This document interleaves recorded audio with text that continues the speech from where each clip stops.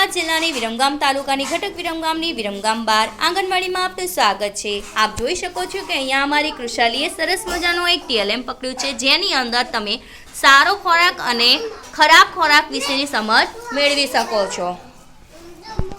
તો બાળકો, આજે તમે જુઓ છો કૃષાલીએ કેવો સરસ મજાનો ચાર્ટ પકડ્યો છે। બધા જુઓ તો કૃષાલીના હાથમાં શું છે? ચાર્ટ છે, પણ એ ચાર્ટની અંદર શું દોરેલું છે?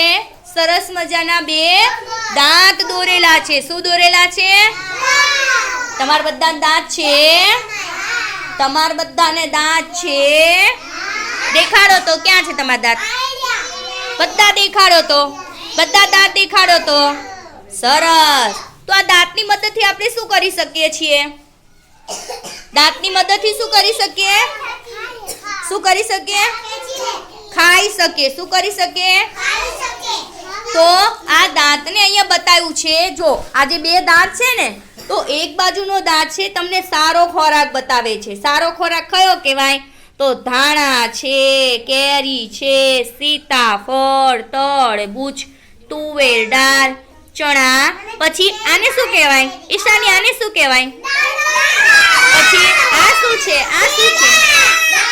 પછી આ અખરોટ। શું છે?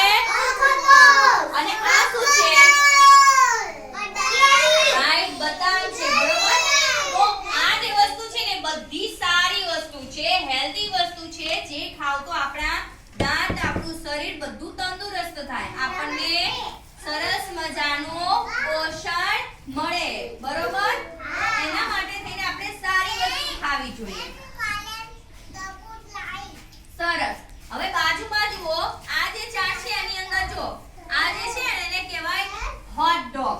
પછી આ છે પેસ્ટ્રી। પેસ્ટ્રી તમે બધા કદાચ બર્થડે કોઈનો હોય તો ઘરે લાવતા હશો। પછી આ છે કેક, પિઝા, બ્રેડ, આઈસ્ક્રીમ। કેટલાને ભાવે? બધાને ભાવે। સરસ। પછી આ છે જેલી, જેલી વાળી ચોકલેટ આવે છે ને, અને આ છે બર્ગર।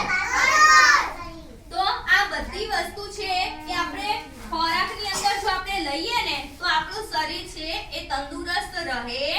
આ આપણા સ્વાસ્થ્ય માટે નુકસાનકારક છે।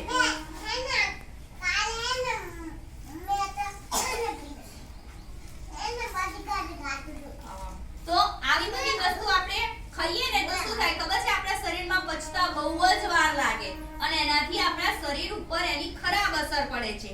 તો આપણે સારો ખોરાક ખાવો જોઈએ, આવો ખરાબ ખોરાક ખાવો જોઈએ નહીં, બરોબર છે?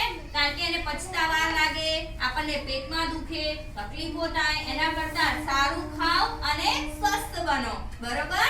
યાદ રાખવાનું। ચલો એક સરસ